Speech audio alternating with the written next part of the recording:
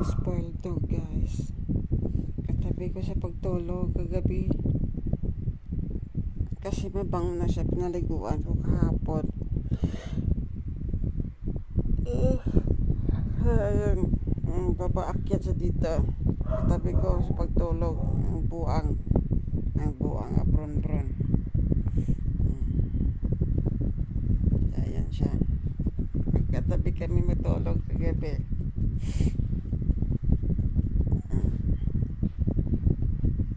Ang naughty dog. Ang spoiled dog.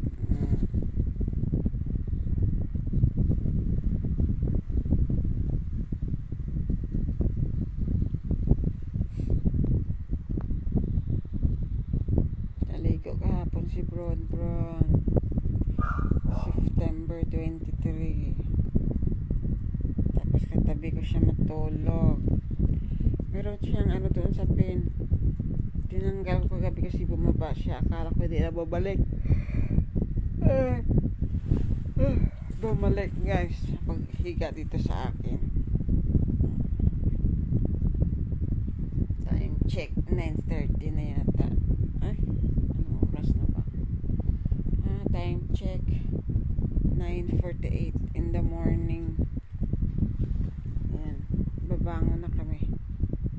Bangon na ako magligpit, maghugas. Hindi ako naghugas ng plato kagabi ng mga kinainan namin.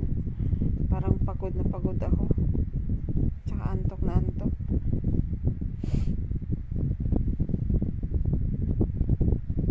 Hindi ko na nakayanan na maghugas ng plato bago matulog. Kasi pagkatapos namin mag-dinner, nagtapon kami ng basura ni Bruno. At saka nag-walking kasi ako kagabi. Kasama ko si anak.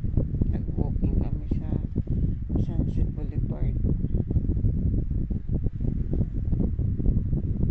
Ayan.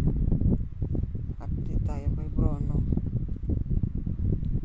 Update kay Bruno, natulog. Katabi ni Mama. Ni Mama Net. Sit down. Ay, kita po ito, mabib talaga. Antok ko si Bruno. Si Bron.